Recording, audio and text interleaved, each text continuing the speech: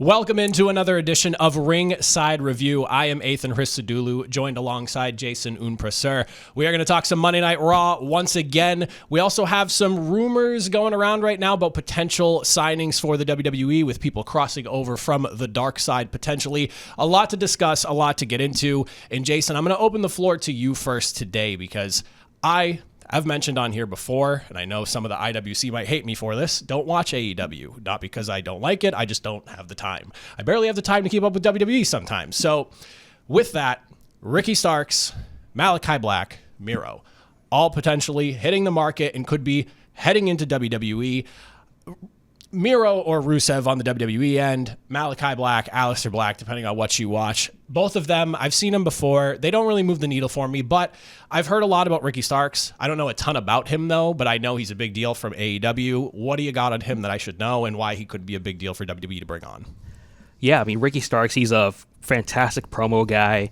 It's kind of the ironic kind of thing is that he kind of gets compared to The Rock sometimes. If you ever see a promo from him, he definitely has the cadence of The Rock. He also has a very good in-ring, floor as well. He had a fantastic strap match against, Bryan Danielson, Daniel Bryan. That's definitely a match to check out of his. And there's a little bit of shaking out with his time of AEW. There's times where he wasn't booked. He suffered a neck injury that took him off TV for a while. So this release was a long time coming, assuming he did get his actual release from AEW. He's just off the roster page right now. And so he's definitely a very interesting sign for WWE. Fits their style. Think of very like an LA Knight kind of vibes. I would describe him as, very talkative, very charismatic, and has nice in-ring floor to really get people entertained. And I guess all it takes is a catchprise, right? At this point, yeah, that's all it takes for guys to get over. And so I think Ricky Starks, he's a very savvy kind of guy. And so if he and WWE can get something done for a deal, I could see him coming in around WrestleMania season, possibly the Raw after WrestleMania. Okay, now just curious, you talked a lot about floors with his in-ring ability. What do you think his floor and ceiling is within WWE? Is it mid-card, main event type of guy? Like, where do you think he slots in? Obviously, we just saw a ton of talent get released a few days ago. It's a crowded locker room on WWE's end. Where does he slot in on that in your eyes?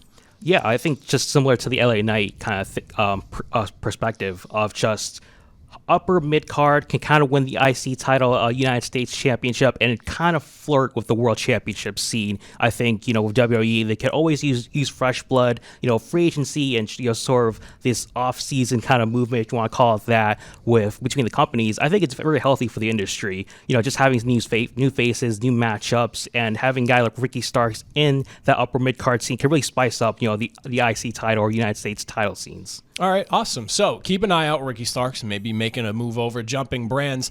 Moving into Raw last night, though, show opened. We got the inevitable in my eyes, and I think a lot of people would agree. Jey Uso, Gunther, they're going one-on-one as a main event in WrestleMania this year. I want to ask you because I am just underwhelmed by this, and I love that we're kind of on the same page just looking at notes here.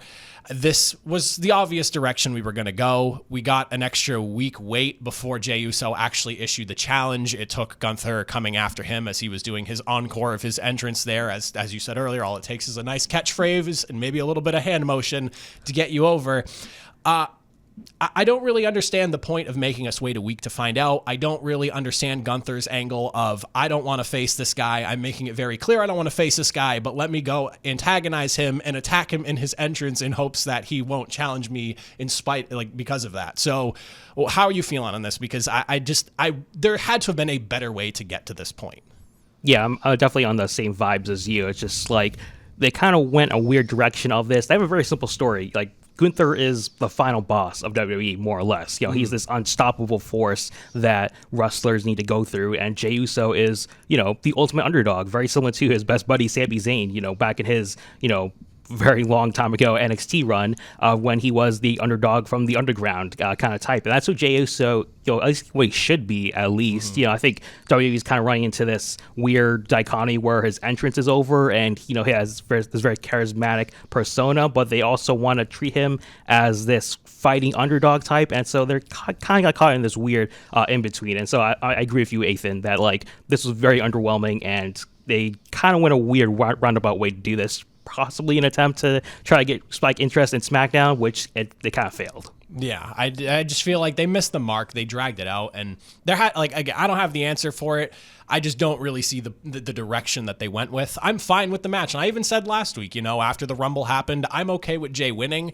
I would say a little bit of a fumbling to start this run as the Royal Rumble winner. I just hope that they can build on it going in the weeks forward through Elimination Chamber and into their eventual Mania match. On top of that, speaking of just me not understanding some directions here, and this might sound like a more negative show, but I have some gripes with Raw this past week. And in big bold, can we stop doing this?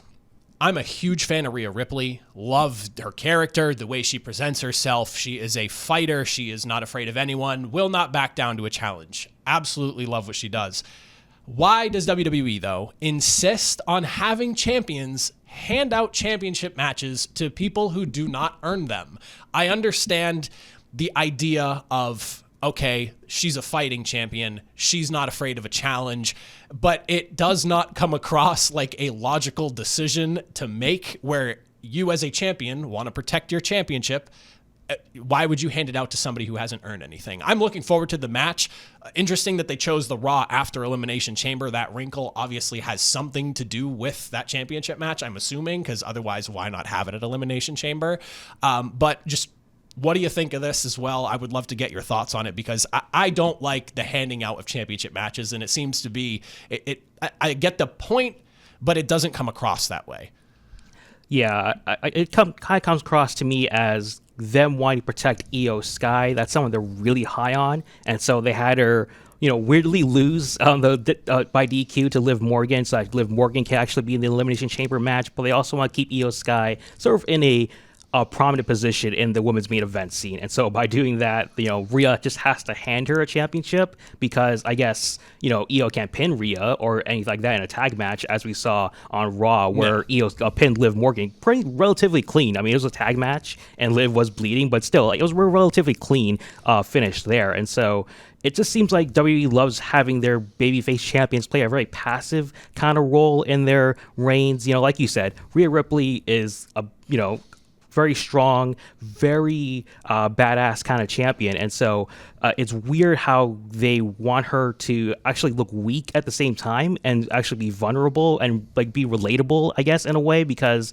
she has to be best friends with Io and all that kind of stuff. And so it's kind of weird, Athan, how they are treating Rhea in this kind of in between of being passive, but also having this very strong presence. Yeah, it almost feels like it kind of goes against her character in a way of having her, like you said, passive traits that don't go along with what is an aggressive, dominant character who will go to the ends of the earth to defend her reign as a champion. So I don't understand the idea of handing this out. And I think in a way, maybe it has to do with them trying to hide the fact that her and Charlotte are eventually going to face off, because something tells me Charlotte's going to make us wait for the decision, and maybe wait longer than anyone was actually anticipating. And maybe it comes to fruition in that Raw after Elimination Chamber, where we finally get that answer once a women's Elimination Chamber winner is figured out and we know kind of the direction they're going, or we get a winner, but Charlotte decides who she wants to face, and then just the winner has to face the other person. Maybe that's the route they go. Not sure. I just had to get that opinion out there, because I'm tired of seeing champions hand out matches. It does not make sense for somebody who's holding the strap to go out and say, yeah, do you want a match? Do you want a match? I get the fighting champion thing. It doesn't come off that way. Now, I have a little bit of a theory here, and I'm glad that you entertained it a little bit here when I was writing it out. CM Punk has spent the better part now of, I think, every single promo. There may be one that he didn't mention it, but I'm almost positive every single promo since John Cena has returned, in some capacity, calling him out. Whether it's just very small, very abrupt, or it's fully fledged, here I am working every single week, earning my spot in the Elimination Chamber, and pointing out the fact that John Cena just showed up and basically said, after losing the Rumble, I'm in the Chamber match. See you guys in Toronto. I want to get your opinion on this. With how many jabs we are seeing now from CM Punk, John Cena winning the Elimination Chamber and facing Cody would not make a ton of sense to me now that Gunther's off the table. You have babyface on babyface kind of thing, unless you're going to turn Cody on Cena. Maybe that makes sense. what about the idea that we get CM Punk and John Cena facing off in the chamber, blow for blow in some capacity, costing each other their opportunity to win that match and have a title match at Mania, and them getting one last blow-off match to settle their rivalry once and for all at WrestleMania? What do you think? I'm sorry to burst your bubble, Athan, but I've not really seen this for WrestleMania. Let me have my fun. Yeah, I mean, let me have my fun. I mean, obviously, it'd be. I think this match should happen at some point this year. I won't disagree with that. CM Punk and Cena have a ton of history. The 2011 Money in the Bank match, still one of the best of all time, in my opinion.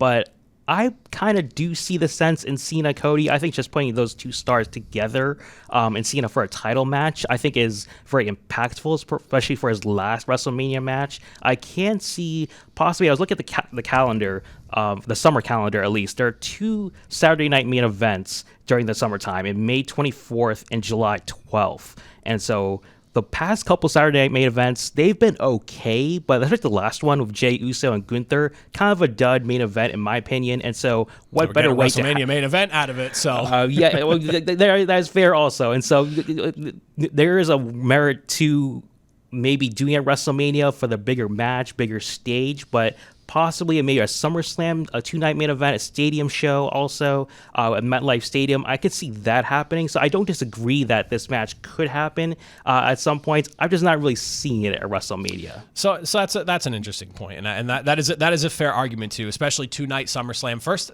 was SummerSlam 2 nights this past year? This is the first one. This is the first one, right? Okay. The conversation for 2-night SummerSlam has been happening for what feels like 2 years now. Yeah. So I feel like it's already happened once. So with that being the first 2-night SummerSlam, that means maybe like the opportunity to have them main event one of the nights and it be used as a way to, I guess, push ticket sales. Because I guess 2-night SummerSlam, this is the gamble that they're running now, where they're trying to make these shows 2 nights, where all like the big 4 seems to be the push that they're on right now, because there's the talks of the Royal Rumble going 2 nights as well, which not a fan of, don't want that. SummerSlam, I'm kind of okay with, not the Rumble. I like it being a 1-night thing. But I guess if that's the route you want to go, I understand that. But for me personally, if I had to pick Cena's greatest rivals, it's probably Triple H, Randy Orton, CM Punk, Edge, in some order, however you want to put them around.